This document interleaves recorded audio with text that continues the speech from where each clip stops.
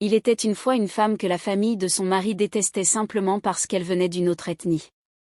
Elle s'appelait Nena, et elle était douce, respectueuse, et belle d'une beauté discrète, celle qui ne cherche pas à se faire remarquer mais qui laisse une trace dans les cœurs. Nena était mariée à un homme qu'il aimait de tout son être. Il s'appelait Shindu et ils s'étaient rencontrés à un mariage où le maître de cérémonie les avait choisis au hasard pour jouer un sketch de mari et femme. Tout le monde avait ri sans se douter que ce moment allait être le début d'une grande histoire d'amour. Une histoire remplie de souvenirs tendres, de complicité profonde, et d'un amour sincère, jusqu'au jour où la famille s'en est mêlée, déterminée à les séparer.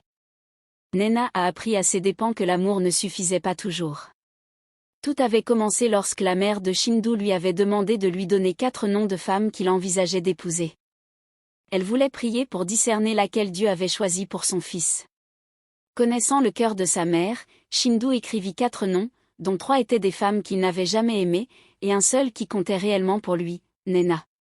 Sa mère pria pendant 7 jours et 7 nuits, puis lui annonça, tremblante, que Dieu avait parlé. Le nom révélé était Nena.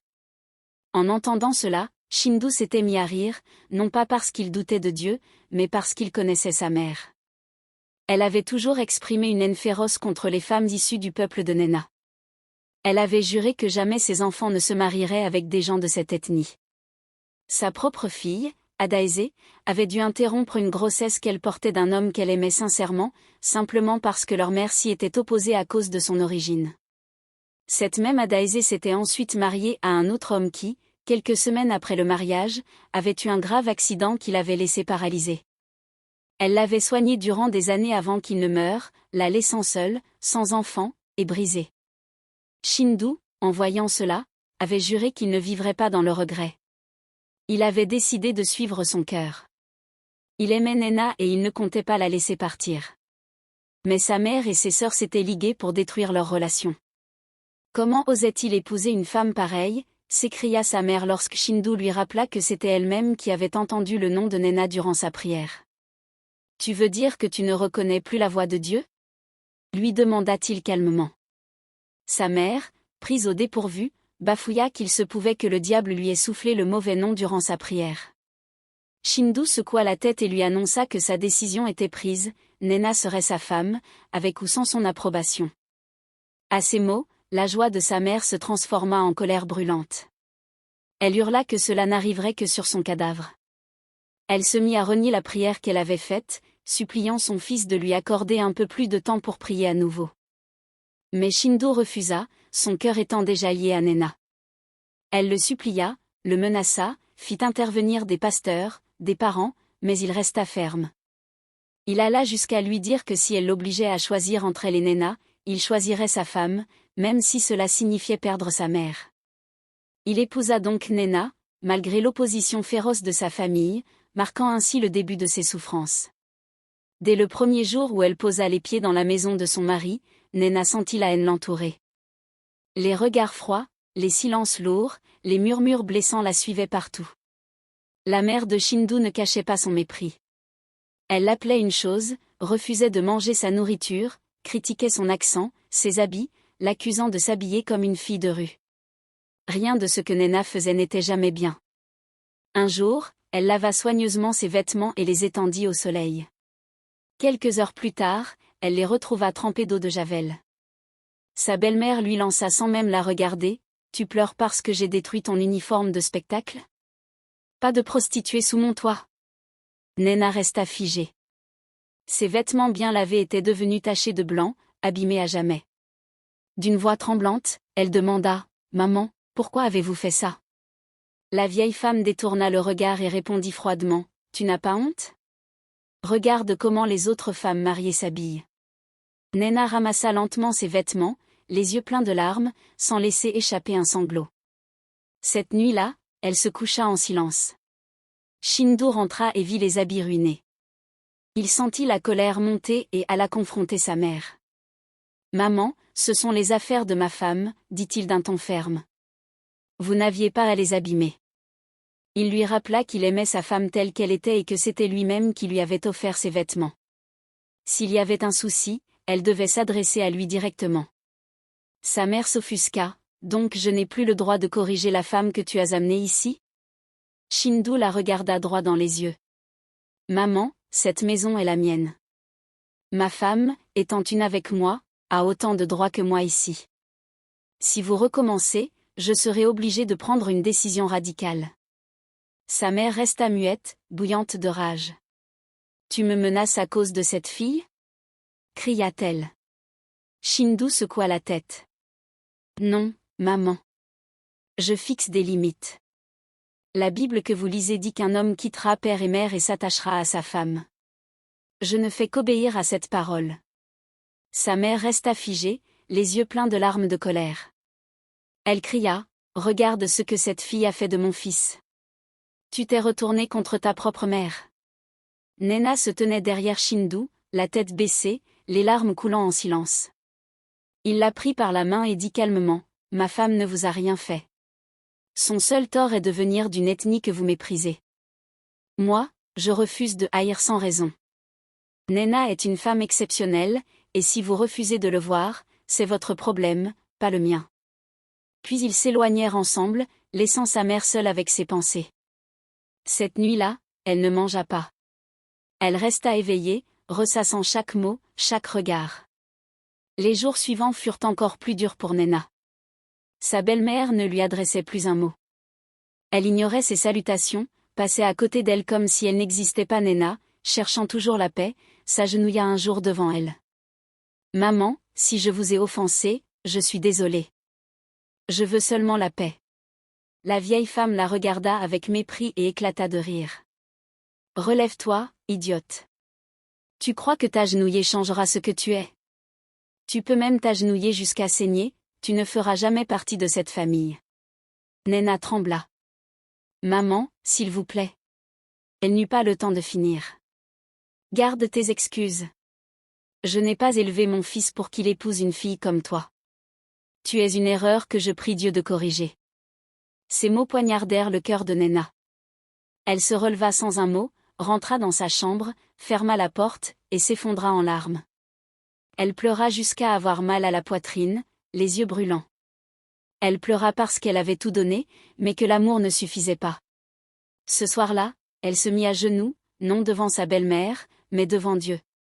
Seigneur, murmura-t-elle dans ses larmes, je n'ai plus de force. J'ai tout essayé. S'il te plaît, agis. Elle s'endormit les yeux gonflés, mais le ciel avait entendu, car quand une femme pleure seule, Dieu écoute. Quelque chose était sur le point de changer, même si elle ne le voyait pas encore. Le lendemain matin, Nena se leva tôt comme à son habitude pour préparer le petit déjeuner. Elle entra dans la cuisine avec un cœur encore lourd mais l'espoir que, peut-être, ce jour serait différent. Elle cuisina en silence, goûtant la soupe à plusieurs reprises pour s'assurer qu'elle était bien assaisonnée. Mais sa belle-mère entra brusquement dans la cuisine, goûta une cuillerée de la soupe et la recracha aussitôt avec dégoût. « Cette nourriture est fade », s'écria-t-elle. « C'est donc comme ça que vous cuisinez dans ton village? Vous empoisonnez les maris pour prendre leurs biens ?» Nena resta figée, les larmes aux yeux. Avant même qu'elle ne puisse répondre, sa belle-mère versa tout le contenu de la marmite dans l'évier, puis laissa tomber la casserole avec fracas. « Reprends tout depuis le début », ordonna-t-elle. Nena, épuisée et tremblante, ne comprenait pas pourquoi rien ne suffisait jamais. Ses mains étaient déjà douloureuses d'avoir tant coupé, lavé, remué, et pourtant elle retourna à la tâche, le cœur écrasé de chagrin. C'est à ce moment-là que Shindu rentra à la maison. En voyant sa femme en larmes dans la cuisine vide, il sentit une colère sourde l'envahir. Il demanda calmement ce qui s'était passé, et sa mère, sans honte, raconta qu'elle avait dû jeter cette horreur de nourriture que sa femme avait préparée. Cette femme, si jolie, ne sait même pas faire une soupe convenable. Je t'ai dit que ces femmes-là ne savent que dépenser l'argent de leur mari. Elles ne servent à rien. Shindu ne répondit pas. Il prit la main de Nena, l'essuya doucement, et la conduisit hors de la maison sans dire un mot de plus. Sa mère les regarda partir, choquée par son silence. Ils allèrent dans un restaurant calme de l'autre côté de la ville. Shindu commanda tous les plats préférés de Nena et l'encouragea à manger. Elle mangea peu au début, puis un peu plus, sentant son cœur s'alléger lentement. Pour la première fois depuis longtemps, elle se sentit écoutée, considérée, aimée. Quand ils rentrèrent quelques heures plus tard, ils avaient en main des sacs contenant les restes de leur repas. La mère de Shindu les attendait dans le salon, les bras croisés. « Vous êtes sortis manger ?» demanda-t-elle sèchement. « Je le savais. Cette fille ne t'a pas seulement séduit, elle veut vider ton compte en banque.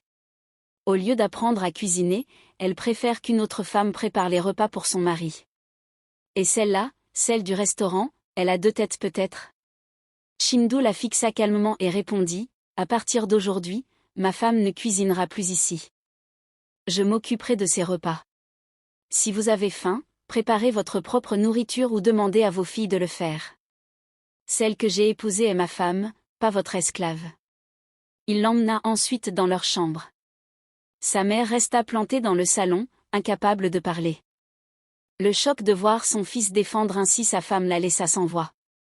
Le cœur en feu, elle appela immédiatement sa fille Adaeze, lui racontant la scène, exagérant tout. « Shindu ne se soucie même plus de savoir si je meurs de faim, pleurnicha-t-elle. Je n'ai rien mangé depuis 2 jours. » Adaeze promit de venir. Quelques heures plus tard, elle arriva en trombe et entra dans la cuisine pour préparer un repas pour leur mère. Elle alluma le gaz, mit une casserole d'huile sur le feu et commença à frire du poulet. En quelques minutes, la cuisine fut envahie de fumée. L'odeur de brûlé se répandit dans toute la maison. Shindu et Nena sortirent précipitamment de leur chambre, découvrant une scène chaotique. Adaeze était pétrifiée dans un coin, la cuillère à la main, incapable de s'approcher de la poêle d'huile bouillante. Le poulet crépitait violemment, projetant de l'huile dans toutes les directions. Elle criait chaque fois que l'huile éclaboussait, les mains tremblantes. « Je ne peux pas, maman. Je ne peux pas toucher ça !» cria-t-elle en pleurant. Elle faisait les 100 pas dans la cuisine, répétant qu'elle avait peur, que l'huile allait exploser. Elle n'avait jamais rien fait frire de sa vie. Même pas un œuf. Même pas de la banane plantain. Elle avait alors sorti son téléphone et cherché une vidéo en ligne, comment frire du poulet pour les débutants. Elle posa le téléphone sur le plan de travail comme si c'était un professeur. Quand la vidéo dit, quand l'huile est chaude, déposez doucement le poulet, elle hocha la tête avec sérieux. Elle déposa le poulet dans l'huile puis courut dans le coin de la cuisine, se protégeant comme si elle fuyait un monstre. La vidéo poursuivait calmement ses instructions, mais Adaeze était à 10 pas, refusant de s'approcher. L'huile continuait à sauter. Le poulet continuait à brûler. La fumée montait de plus en plus haut, comme un sacrifice. Lorsqu'ils entrèrent, le poulet était devenu noir, carbonisé, immangeable. Shindu regarda la scène, puis sa sœur terrorisée dans un coin, et déclara, « Maman, vous avez passé votre temps à critiquer la cuisine de ma femme, mais votre fille ne peut même pas frire un simple poulet. » Le silence s'abattit sur la cuisine. Le poulet brûlé dans la casserole fumait encore, preuve irréfutable du chaos. La mère de Shindu regarda la casserole noircie, les murs tachés de fumée, puis sa fille toujours tremblante.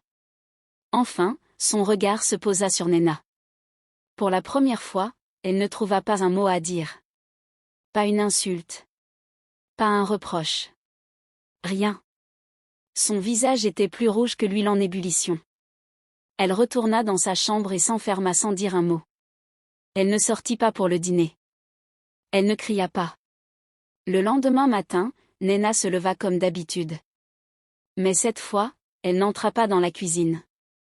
Elle entendit plutôt le bruit de valises traînées sur le sol. Shindu sortit de leur chambre et vit sa mère dans le salon, en train de ranger ses affaires. Il lui demanda, « Maman, où allez-vous » Elle répondit froidement, « Je retourne au village. Je pense qu'il est temps de vous laisser vivre votre mariage. Le Saint-Esprit m'a parlé cette nuit. Il m'a reproché la façon dont j'ai traité ta femme. Il m'a montré que mon temps ici est terminé, surtout maintenant qu'elle est enceinte. » Shindu ouvrit la bouche sans voix. Nena aussi resta figée, surprise, car elle-même n'était pas encore au courant de sa grossesse. Sa belle-mère leur raconta alors qu'elle avait eu un rêve intense dans lequel elle faisait quelque chose de terrible qui provoquait la mort de son petit enfant. Elle avait vu du sang, des cris, et une voix l'avait avertie qu'en restant ici, elle allait commettre l'irréparable. Elle avait pleuré en se réveillant. Et dans ce même rêve, une lumière l'avait poussée à partir, à se taire, a laissé la paix revenir. Elle demanda pardon à Nena, qui resta silencieuse, émue, mais toujours digne. Elle quitta la maison sans bruit, laissant derrière elle un calme inattendu. Shindu emmena aussitôt sa femme à l'hôpital, où le médecin confirma la nouvelle. « Félicitations, vous attendez un enfant », leur annonça-t-il avec un sourire. Les larmes remplirent les yeux de Nena, cette fois non de douleur, mais de reconnaissance. Shindu l'enlaça tendrement et murmura « Dieu l'a fait. Il l'a vraiment fait. » À partir de ce jour, tout changea. Le silence remplaça les cris. La paix remplaça la tension. La maison redevint un foyer. Nena ne vivait plus dans la peur. Elle riait à nouveau. Elle dormait sans cauchemar. Elle rayonnait, non seulement parce qu'elle portait la vie, mais parce que la peur avait quitté son cœur. Shindu devint encore plus attentif, plus doux. Il assistait à chaque consultation, priait sur son ventre chaque nuit, veillait à ce que rien ne vienne troubler son épouse. Les mois passèrent, et Nena donna naissance à un bébé en parfaite santé. Quand la nouvelle arriva au village, la mère de Shindu pleura en silence. Pas de colère, mais de regret. Elle envoya des cadeaux. Elle bénit l'enfant. Et pour la première fois, elle appela Nena, ma fille. Nena choisit de pardonner. Non parce que sa belle-mère méritait le pardon, mais parce qu'elle, Nena, méritait la paix. Les années passèrent, et leur enfant grandit dans un foyer rempli de rire. Là où la haine régnait, l'amour avait pris racine. Nena, qui jadis pleurait seule dans sa chambre, portait maintenant la joie dans ses bras chaque jour. Les années passèrent et la maison de Shindu et Nena resta un havre de paix, un espace où l'amour avait été durement gagné et désormais protégé avec soin. Leur fils grandissait entouré de tendresse et de stabilité, dans une atmosphère sereine que ses parents s'étaient battus pour préserver. Nena, autrefois brisée, rayonnait désormais d'assurance. Elle n'avait plus besoin de retenir ses larmes ou de marcher sur des œufs. Elle riait, elle priait, elle dansait même parfois dans le salon pendant que Shindu la regardait avec un sourire ému. Elle avait pardonné, profondément, sincèrement, sans attendre d'excuses parfaites, simplement parce que son cœur en avait besoin pour être libre. Sa relation avec Shindu s'était renforcée, bâtie non seulement sur l'amour, mais sur des épreuves affrontées à deux, sur des frontières établies, sur une loyauté indéfectible. Shindu n'avait jamais laissé sa femme se sentir seule dans le combat. Il l'avait défendue, protégée, honorée, parfois au prix de sa propre paix avec sa famille, mais toujours avec le calme et la conviction d'un homme qui sait ce qui est juste. À chaque anniversaire de mariage, il se rappelait les jours sombres, non avec rancune, mais avec gratitude, parce que c'étaient ces jours-là qui avaient forgé leur union. Nena n'avait jamais cherché à se venger, même lorsqu'elle en avait eu l'occasion. Lorsque la mère de Shindu tomba malade 1 an après la naissance de leur fils, c'est Nena qui insista pour qu'on l'amène en ville pour se faire soigner.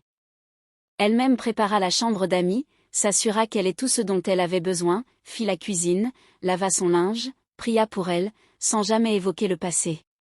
La vieille femme, affaiblie et alitée, observait tout cela en silence, le cœur chargé de remords. Elle ne comprenait pas comment une femme qu'elle avait tant haïe pouvait la traiter avec tant de dignité. Un jour, dans un souffle, elle dit à Nena, « Je ne te mérite pas. Tu es meilleure que moi. » Nena lui répondit simplement, « Vous êtes la mère de mon mari, et tant que je vivrai, je vous honorerai. » Ce fut cette phrase, douce mais puissante, qui brisa définitivement la glace entre elles. Ce jour-là, la vieille femme pleura, pas de douleur, mais de libération. Elle avait enfin accepté la femme de son fils, non plus par résignation, mais par révélation. Après sa guérison, elle resta quelque temps dans leur maison, plus calme, plus douce, prenant parfois leur enfant dans ses bras, lui murmurant des bénédictions. Elle ne critiquait plus rien. Elle mangeait ce qu'on lui servait, elle souriait, elle priait même avec eux. Le changement en elle était évident. Elle n'avait peut-être pas oublié les erreurs du passé, mais elle avait compris qu'il était temps de les réparer. Elle raconta même un jour à une amie de passage que sa belle-fille était la fille qu'elle n'avait jamais eue, et que Dieu l'avait bénie au-delà de ses attentes. Adaeze, sa fille, était revenue un jour en visite, toujours blessée de ses propres choix passés, toujours amère de son mariage tragique. Mais en voyant le calme dans la maison de son frère, en voyant Nena s'occuper de leur mère sans un mot de reproche, elle fut profondément bouleversée. Elle demanda un jour à Shindu, « Comment as-tu su qu'elle était la bonne ?» Et il lui répondit, « Parce qu'elle m'a aimé même quand ma famille voulait la détruire, et parce qu'elle n'a jamais utilisé ma douleur contre moi. » C'est cela, l'amour. Pas les papillons. Pas les chansons. Mais la patience, la fidélité, et la paix. Adaeze, en larmes, s'excusa auprès de Nena pour toutes les fois où elle l'avait ignorée, humiliée, méprisée. Et Nena, fidèle à elle-même, lui répondit avec un sourire, « Tu étais blessée, et les cœurs blessés blessent les autres. Je te pardonne. » Ce jour-là, une paix nouvelle entra dans la famille. Les rancunes disparurent peu à peu, comme la brume sous le soleil. Même les autres membres de la famille qui avaient autrefois tourné le dos à Shindu commencèrent à revenir vers lui, admettant qu'ils avaient jugé trop vite, que leur propre aveuglement tribal leur avait fait manquer une femme exceptionnelle. Mais Shindu n'attendait pas leurs excuses. Il avait bâti son foyer sans eux, avec l'aide de Dieu et l'amour de sa femme. Il les accueillit avec maturité, sans amertume. Son couple était devenu une référence dans la communauté. On racontait leur histoire dans les réunions, les églises, les cercles de femmes, comme une preuve que les prières, la patience et le bon choix d'un époux pouvaient transformer la douleur en témoignage.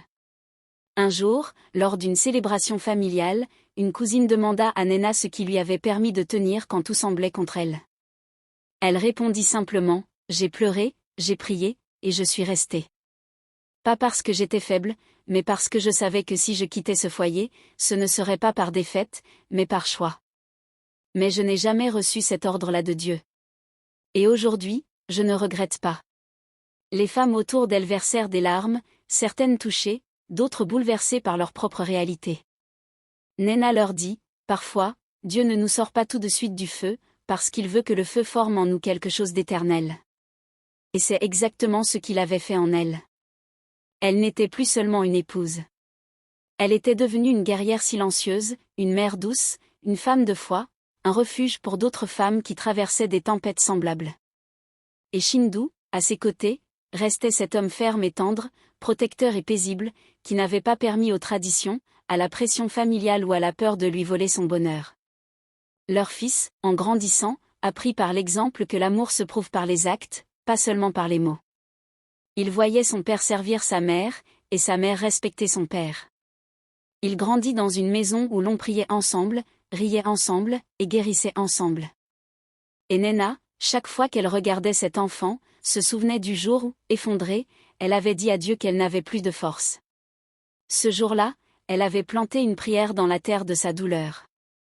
Et aujourd'hui, elle récoltait une moisson de paix. La leçon de leur histoire n'était pas que l'amour suffit toujours, mais qu'il faut le défendre, le protéger, le nourrir avec courage, vérité et prière. Un homme doit se tenir comme un mur pour sa femme, non par rébellion contre ses parents, mais par obéissance à Dieu et par responsabilité devant le foyer qu'il a bâti. Le tribalisme, l'orgueil et les traditions toxiques détruisent des familles entières. Mais l'humilité, la foi et les limites saines peuvent les sauver. Et quand les humains refusent de changer, Dieu finit toujours par intervenir, calmement, puissamment, sans bruit, mais avec justice. Ceux qui choisissent la patience au lieu de la rancune, la foi au lieu de la vengeance, trouveront toujours la paix. Nena avait été méprisée, insultée, rejetée, mais elle n'avait pas rendu le mal pour le mal. Elle avait semé l'amour, même dans la haine, et Dieu lui avait donné une récolte de joie. Le foyer qu'elle avait pleuré est devenu le sanctuaire qu'elle avait prié. Et c'est ainsi qu'une femme rejetée est devenue la colonne d'un foyer restauré. Si cette histoire t'a touché, ne garde pas cette leçon pour toi seul. Partage-la autour de toi, à quelqu'un qui en a besoin.